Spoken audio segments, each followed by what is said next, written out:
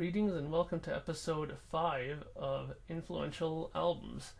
And today is going to be sort of a black sheep album in terms of whether or not people will actually like this or agree with this or not. But for me, it's definitely a really top 5 influential record for me. It is, if you didn't see at the beginning, Yngwie Malmsteens. Let me see if we can get a good picture of that in there. Yngwie Malmsteens' Rising Force album. Yes, Yngwie, that same Yngwie. This is in fact his first album. It was actually done at the same time when he was still in Alcatraz. It was recorded and released, well, it was released March 5th, 1984, recorded at the record plant in LA. In between live dates that he was doing with Alcatraz, he would sneak back to LA and record this. It actually also, when it was released, reached number 14 on the Swedish charts and did number 60 on the Billboard 200, surprisingly enough.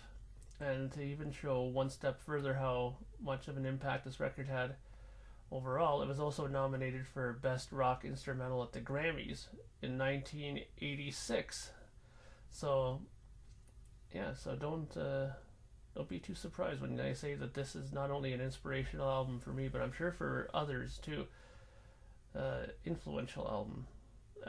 So what do I think about this record? Well, I first heard of Yngwie Malmsteen properly when I bought a Paul Gilbert instructional guitar video, and he kept mentioning Yngwie about while he was showing certain guitar patterns that he was doing in his instructional video. So I remember shortly after that I went on a business trip with my father to the United States, and I picked up 2 tapes then when I went, I think it was Pennsylvania. One was Racer X's Second Heat and Yngwie Malmsteen's Odyssey album, which is in fact his 4th album. I remember listening to both of them, thinking that Racer X's sounded kind of muddy and dull, and then putting on Yngwie's tape and thought it was really good. I thought that the singer was not exactly my cup of tea, who at that time was Joel Turner of Deep Purple fame, but I thought the guitar playing was really interesting. So I went back and picked up this album, Rising Force, and the second one, Marching Out, and just was absolutely flabbergasted at what I was hearing in terms of the mix of classical and metal music that he would do. In fact, I think the combination that most people give it is neoclassical mixed with speed metal. It's just sort of a odd thing. I'm not too sure if I agree with the speed metal part, but I guess it's because of the fast technique that he uses and the quick double bass drumming that goes through some of his songs. But other than that, let's not mince words here. Yngwie Malmsteen brought out a whole generation of guitar players. Once those 2 records hit, the first 2, he had just as much impact as an Eddie Van Halen, a Randy Rhoads, Jimi Hendrix, Jimmy Page. I mean, he literally produced hundreds of imitators after he came out. Everybody at one point wanted to play like Yngwie and dress like him, and there were lots of bands I noticed that started to come out that had a flash guitar player, and even known bands at the time were looking for people like Yngwie to join their popular band because it was that popular at the time. In fact, if you go back through some of your history books, you'll notice that Kiss at one point actually contacted Yngwie Malmsteen to see if he was interested in joining. This was after Ace Frehley left, and that would have been really weird. I don't think that would have worked out at all. Could you imagine Yngwie and Kiss? I couldn't. That would have totally ruined it. But he was that known and influential at that point in terms of the music scene. He definitely has a very over the top sort of attitude about things.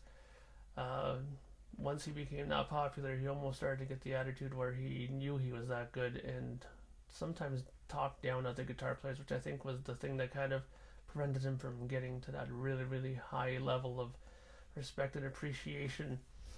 But I'm gonna say this about Yngwie: as much as I loved those two albums, um, I have to take them in doses. I listen to them when I'm in the mood for stuff, and usually I can maybe go through an album or two and can't listen to too much more of that. But he definitely did make an impact on my playing when it came to learning how to play arpeggios and these kind of fast neoclassical lines.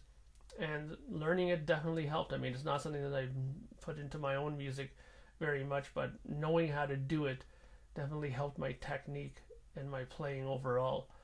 So I definitely think that there's a valid reason to listen to it, maybe learn and pick up a few tricks here and there from his playing. It's interesting to note too that he's quite the producer. He produced pretty much everything I think he did, except for maybe one or two records where he let an outside producer produce it, but he's written everything, written lyrics and vocal melodies for the singers that came in. He's played bass, I think, on every single record except for Odyssey, where I think Bob Daisley played a bit. And yeah, to say that he's just a guitar player would be wrong. He's pretty skilled in other instruments as well. Funny story, I've seen Yngwie twice. Both times were auspicious sort of times when I saw him. I think the first time was I saw him at CNE Grandstand when he was on tour with Dio. His band was second on the bill just before Dio. At that point they were touring the Eclipse album, I believe it was, and I had just gotten out of the St. John's Ambulance because, being a young stupid fool at that point, I thought drinking 3/4 of a 26er vodka was a good idea before a concert, and ended up in St. John's Ambulance for most of the afternoon, just getting out in time to see Yngwie, and remember being thoroughly impressed. And how I survived that show, honestly, with that sheer volume that he plays at, especially with that kind of a hangover happening, I'll never know. But that's my first viewing of him. My second one was sort of more interesting. I went with my drummer at the time, Jerry, to Los Angeles to the Foundations Forum, where he was playing right before Dream Theater at a showcase, and me and Jerry had perfect standing room spots right in front of the stage. Yngwie went up, did his set, and much to our delight at first, he brought out his guitar at the end, lit it on fire, later then causing the building to be evacuated because of the fire alarms thanks to the fire, causing us to lose our great spots in front of the stage for Dream Theater, which we were really pissed off about because I wanted to see Dream Theater if I hadn't seen them at that point, and to be up that close would have been awesome to see them. And so I kind of have a good bad memory of that show. Yeah, but I have to say though, both times I was impressed. I mean, obviously the highlight of any one of Yngwie's shows is his solo spot where he plays by himself. And if your hearing isn't affected by his guitar solo in itself, then I'm very surprised, because he usually has this loud, whopping, delayed flanger effect thing that he does at the end, where I could have sworn I heard my hearing go in and out when it happened. But yeah, he's definitely a showman, great guitar player. If I'm not mistaken, I'm just gonna take a quick peek here. Yeah, this has, again, 8 songs on this. Only one song is long length, 8 minutes 30 seconds, which is the Icarus Dream Suite. And the last song is only 48 seconds, so I guess really there's only 7 songs. Most of this record is instrumental. There are 2 songs that have singing on it. Also of note, Jens Johansson, one of the greatest keyboard players that there is, played keyboards on this album. So that's definitely another strong spot on this album. The keyboard and guitar work back and forth was just great. I mean, if you pick up the record, you'll hear it for yourself. But yeah, he's one of those artists who stayed this course. I'll give him that too. He never veered off into any other kind of musical style for the sake of money. I mean, his style of music definitely started slowing down in popularity in the 90s, but being a smart musician, he continued to release his albums overseas, and I believe every one of his records continued to go platinum in places like Japan and countries over in Europe. So he was still doing well in the 90s because he stuck to his guns. And you know, I always heard that interesting saying that it doesn't matter if it's a yen or a peso or whatever kind of money you get, it all folds the same way in your wallet. So I'm sure that he was making good money in Japan, going platinum. So I don't think that he was necessarily starving at that point. So hence, all the better reason to stay with what he was doing and what he knew. So I definitely think that this record, I give this record a 4 out of 5. I'm sure there's still probably room for some improvement there. But it was definitely a hugely influential album to me, and I'm sure to very many other people, as they produced lots of other guitar players like Paul Gilbert and the Steve Vais and stuff like that, that definitely took from his playing.